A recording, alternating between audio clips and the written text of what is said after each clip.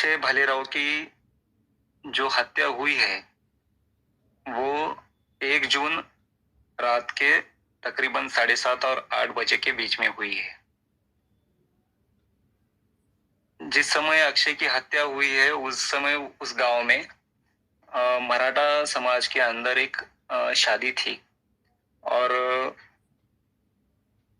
वो शादी का एक जुलूस डीजे बजाते हुए गांव के अंदर जा रहा था। तभी अक्षय और उसका बड़ा भाई आकाश, जो कि जिसने ये केस एफआईआर की है, जो फिरियादी है इस केस में, तो वो दोनों रात का घर में खाना पकाने के लिए उस दुकान पर किराना लाने गए थे। तो तभी उस बारात में जो लोग थे उन्होंने अक्षय को वहां पे देखा और उन्होंने कहा कि भाई ये तो हमें मिल चुका है, हम इसे बहुत दिनों से खोज रहे थे। तो फिर उन्होंने उसको देख के गालियां देना शुरू किया और फिर एक 9 से 10 लोगों ने मिलके फिर उसे पहले लाठियों से मारना शुरू किया और बाद में बुरी बुरी गालियां दी। और फिर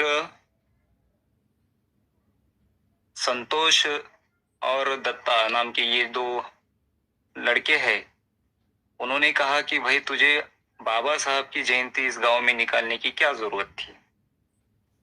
और ऐसा कहकर दोनों ने उसके पेट के अंदर खंजर से वार किया।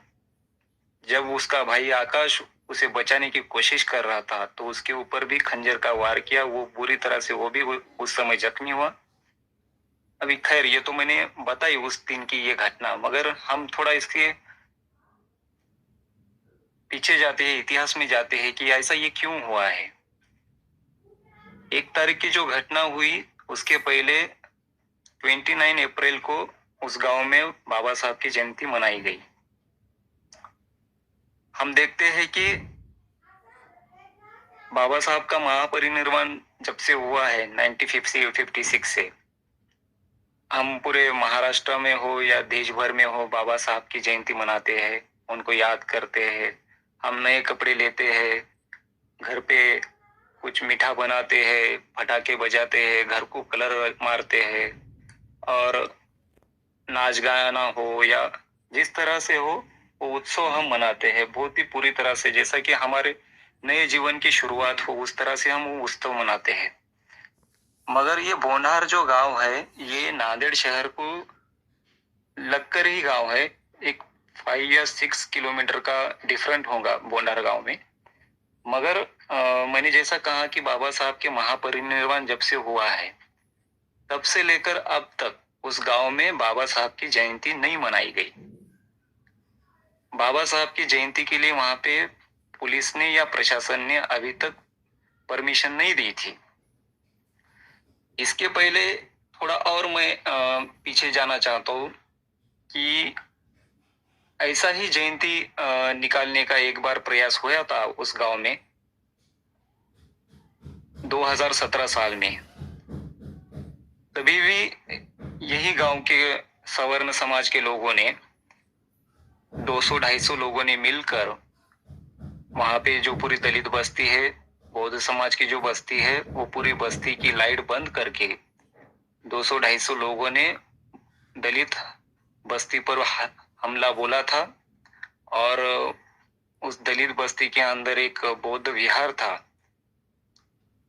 ये 10 अप्रैल 2017 की हुई थी वारदात, वो मैं बता रहा हूँ आपको। इसके पहले जो वारदात हुई थी तब भी ऐसा प्रयास हुआ था बाबा साहब की जयंती मनाने का। मीटिंग वगैरह हुए थे गांव में, लोगों का कहना था कि इस साल हम जयंती मनाएंगे। तो तभी ये बात सवर्ण समाज को पता चली कि ये लोग मीटिंग बिठा रहे हैं, बाबा साहब की जयंती यहाँ पे मनाने वाले हैं, तो हम ये नहीं होने देंगे। तब फिर ये 10 अप्रैल 2017 की रात के 11 बजे 200-250 लोगों के जमाव ने ये बौद्ध बस्ती पे, दलित बस्ती पे हमला किया था।